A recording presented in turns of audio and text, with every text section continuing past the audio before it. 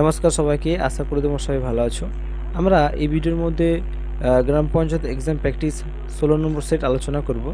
এই 16 নম্বর সেট আলোচনা করার আগে একটা কথা তোমাদের বলে রাখি, যারা এই চ্যানেলে নতুন এসছো তোমরা এই চ্যানেলকে সাবস্ক্রাইব করে রাখবে, যারা ভিডিওটি দেখছো অবশ্যই লাইক করে রাখবে। ঠিক আছে, চলো বেশি কিছু কথা বলবো না, আমরা প্রশ্নগুলো দেখে নিই।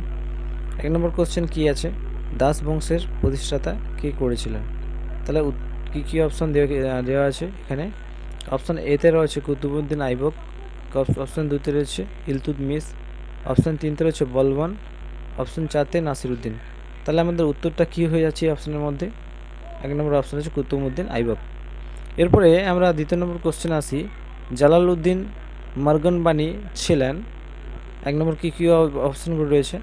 অপশান রয়েছে খেওয়ারিজম ও খিভার শাসক, 2 নম্বর অপশান আফগানিস্তানের শাসক, 3 নম্বর অপশান পারস্যের সম্রাট এবং 4 নম্বর হচ্ছে ম্যাঙ্গেলিয়ার শাসক। তাহলে আমাদের উত্তরটা কী হয়ে যাচ্ছে? খোয়ারিজম এবং খিভার শাসক। ওকে। এবং 3 নম্বর কোশ্চেন কি আছে, দিল্লির সুলতানের প্রতিষ্ঠাতা কে করেছিলেন? তাহলে আমাদের কী অপশানগুলো রয়েছে?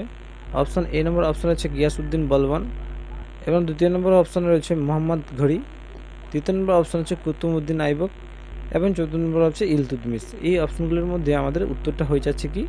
কুতুবউদ্দিন আইবক। তাহলে আমরা পরবর্তী কোশ্চেনে চলে আসি। 4 নম্বর কোশ্চেন, নিম্নলিখিত কোন সুলতান দাস বংশীয় ছিলেন না? তাহলে এই অপশানগুলোর মধ্যে দেখে নিই। 1 নম্বর হচ্ছে বলবন, 2 নম্বর হচ্ছে কুতুবউদ্দিন আইবক, 3 নম্বর হচ্ছে ইলতুৎমিশ এবং 4 নম্বর হচ্ছে রাজিয়া। তাহলে এগুলোর মধ্যে আমাদের উত্তরটা হয়ে যাচ্ছে কি? রাজিয়া। এরপর 5 নম্বর কোশ্চেন আসি, পশ্চিম বাহিত নদী কোনটি? এই অপশানগুলো রয়েছে। 1 নম্বর অপশান হচ্ছে কৃষ্ণা, 2 নম্বর অপশান হচ্ছে মহানদী, 3 নম্বর অপশান হচ্ছে নর্মদা এবং 14 নম্বর হচ্ছে গোদাবরী। তাহলে এইগুলোর মধ্যে আমাদের উত্তরটা কী হয়েছে? নর্মদা। এরপরে আমাদের 6 নম্বর কোশ্চেন আছে, ভারতের সর্বোচ্চ বাঁধের নাম কি?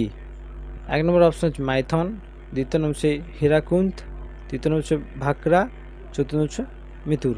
তাহলে আমাদের এইগুলোর অপশানগুলোর মধ্যে উত্তরটা হয়ে যাচ্ছে কি? আমাদের ভাকরা। এরপরে 7 নম্বর কোশ্চেনে আসি, ইচ্ছা অনুযায়ী কেন্দ্রীয় সভার সদস্যগণ নিজ নিজ দপ্তরের বহাল থাকে। তার অপশানগুলো কী রয়েছে? ভারতীয় সুপ্রিম কোর্টের প্রধান বিচারপতি, 2 নম্বর অপশান হচ্ছে রাষ্ট্রপতি, 3 নম্বর অপশান হচ্ছে প্রধানমন্ত্রী, 14 নম্বর অপশান হচ্ছে লোকসভার অধ্যক্ষ। তাহলে এগুলোর মধ্যে আমাদের উত্তরটা কী হয়ে যাচ্ছে? রাষ্ট্রপতি। এবং পরবর্তী কোশ্চেন আমরা দেখে নিই। 8 নম্বর, পরিকল্পনা অর্থ সংস্থার টাকার যোগান পায় ড্যাশ। অপশান কী রয়েছে? অপশান রয়েছে জনসাধারণের কাছ থেকে প্রাপ্ত ঋণ বৃদ্ধি পায়। তার 2 নম্বর অপশান রয়েছে কর রাজস্ব বৃদ্ধি পায়। 3 নম্বর অপশান কী রয়েছে? রিজার্ভ ব্যাংক থেকে ঋণের যোগান বৃদ্ধি পায়। 4 নম্বর রয়েছে বাণিজ্যিক ব্যাংক থেকে প্রাপ্ত ঋণ পায়। তাহলে এগুলোর মধ্যে আমাদের উত্তরটা কী হয়ে যাচ্ছে? যে উত্তরটা হচ্ছে কর রাজস্ব বৃদ্ধি পায়। ঠিক আছে। এরপরে আমরা 9 নম্বরের কোশ্চেনে এসেছি। 9 নম্বর কোশ্চেনে কী আছে, ভারতের প্রথম পঞ্চবার্ষিকী পরিকল্পনা কত সালে শুরু হয়? ঠিক আছে, অপশানগুলো কী আছে দেখে নিই।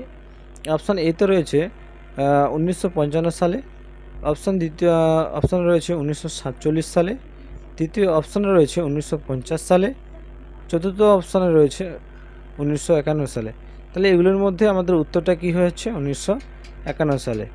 এই ছিল আমাদের গুরুত্বপূর্ণ জিকে প্রশ্নসহ উত্তর। ঠিক আছে, এইখানেই আমরা